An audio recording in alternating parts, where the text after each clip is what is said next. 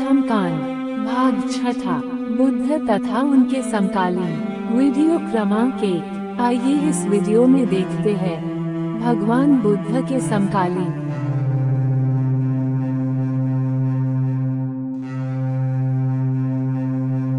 जिस समय गौतम ने प्रव्रज्ञा की, देश में बड़ी मानसिक उथल पुथल मची हुई थी।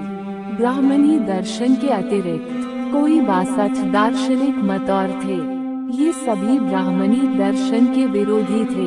उनमें से कम 6 ध्यान देने योग्य थे। इन दार्शनिक परंपराओं में से एक के मुखिया का नाम पूर्ण काश्यप था। उसका मत अक्रियावाद कहलाता था। उसकी स्थापना थी कि कर्म का आत्मा पर किसी भी तरह से कोई प्रभाव नहीं पड़ता, चाहे कोई किसी काम को करे, चाहे कराए, चाहे कोई किसी को स्वयं मार डाले, चाहे मरवाए, चाहे कोई स्वयं चोरी करे और डाका डाले, चाहे किसी से चोरी कराए और डाका डलवाए, चाहे कोई स्वयं व्यभिचार करे, चाहे किसी से करवाए, चाहे कोई स्वयं झूठ बोले, चाहे किसी से बुलवाए, आत्मा पर किसी बात का कोई प्रभाव नहीं पड़ता। कोई कार्य कितना भी जघन्य हो, आत्मा को पाप से लिप्त नहीं करता। कोई कार्य कितना भी अच्छा हो, आत्मा को पुण्य से युक्त नहीं करता। आत्मा पर कोई क्रिया ही नहीं होती। जब आदमी मरता है तो उसके शरीर के सभी तत्व उन मूल तत्वों से जा मिलते हैं जिनसे उसका शरीर बना है। मरने के बाद कुछ नहीं बचता, न शरीर और न आत्मा। एक दूसरी विचारधारा का नाम था नियतिवाद। इसके मुख्य उपदेशक का नाम था मक्खली गोसाल। उसका मत एक प्रकार का पूर्व निश्चयवाद था। उसका मत था कि न कोई कुछ कर सकता है और न होने से रोक ही सकता है। घटनाएं घटती हैं, कोई स्वेच्छा से उन घटनाओं को घटा नहीं सकता है, न कोई दुख को दूर कर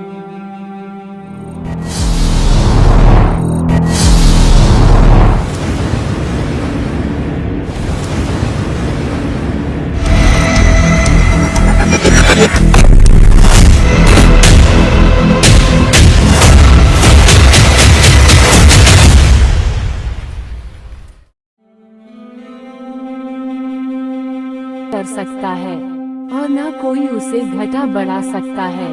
आदमी पर संसार में जो कुछ बीतने को हो वह बीत कर रहता है।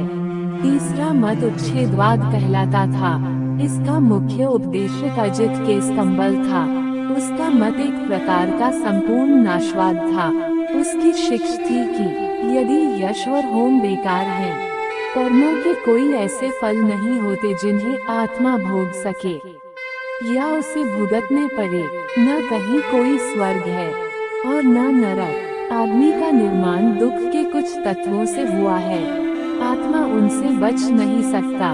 संसार में जितना भी कष्ट है, जितना भी दुख है, आत्मा का उससे कहीं किसी तरह वान नहीं। ये कष्ट या दुख स्वयं अनायास समाप्त हो जाएगा। आत्मा को 84 लाख योनियां धारण करनी पड़ेगी, तभी आत्मा के कष्टों और दुख का अवसान होगा। इससे पहले किसी तरह नहीं। चौथा मत अन्योन्यवाद कहलाता था। इस मत के मुखिया का नाम पकुद कच्चान था। उसका उपदेश था कि 7 तत्वों से प्राणी का निर्माण होता है: पृथ्वी, जल, तेज, वायु, सुख, दुख तथा आत्मा। प्रत्येक तत्व दूसरे से स्वतंत्र है, एक का दूसरे पर प्रभाव नहीं पड़ता। वे अपने में संपूर्ण हैं और वे सभी नित्य हैं। उनका किसी भी तरह नाश हो ही नहीं सकता। यदि कोई आदमी किसी का सिर भी काट दे तो यह कोई मारना नहीं होता। ये तो इतना ही है कि शस्त्र 7 तत्वों में प्रवेश कर गया है। संजय बेलटपुत्र का अपना ही एक निजी दार्शनिक मत था। यह विक्षेपवाद कहलाता था। यह अंतिम दर्जे का संदेहवाद था। उसका तर्क था, यदि कोई मुझे पूछे कि स्वर्ग है और यदि मुझे लगे कि है, तो मैं कहूँगा कि हाँ है। यदि मुझे लगे कि स्वर्ग नहीं है, तो मैं कहूँगा कि नहीं है।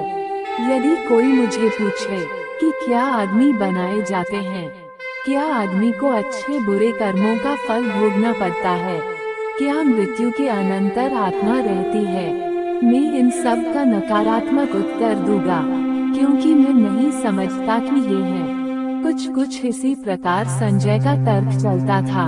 छठा दार्शनिक मत चातुर्यमसंवरवाद कहलाता था। इस मत के संस्थापक या मुख्याचार्य उस समय जीवित थे जब गौतम प्रकाश की खोज में संलग्न थे। आचार्य का नाम महावीर था, वह जो निगष्ठनाथ पुत्र भी कहलाते थे। महावीर का शिक्षण था कि आत्मा को अपने पूर्व जन्मों के कर्म तथा इस जन्म के कर्मों के परिणाम स्वरूप ही पुनर्जन्म ग्रहण करना पड़ता है। इसलिए उसका कहना था कि तपश्चर्या के द्वारा पुण्यकर्मों का नाश कर डालना चाहिए। बुरे कर्मों का होना रोकने के लिए महावीर ने चातुर्याम धर्म का उपदेश दिया, अर्थात 4 नियमों के पालन करने का। 1 हिंसा न करना, 2 चोरी न करना, 3 झूठ नहीं बोलना, 4 अपरिग्रह रखना और ब्रह्मचर्य व्रत का पालन करना।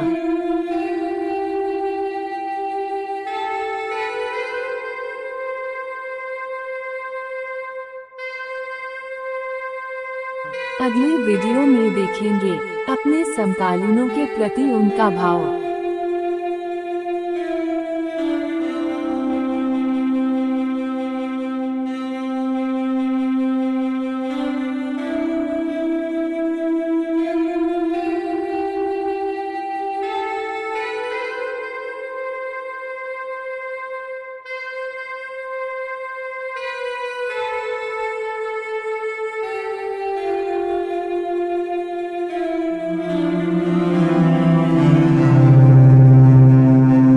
दोस्तों, उम्मीद है कि हमारा ये छोटा सा प्रयास आपको पसंद आएगा, तो कृपया हमारे इस वीडियो को लाइक करें और अपने दोस्तों को शेयर करें।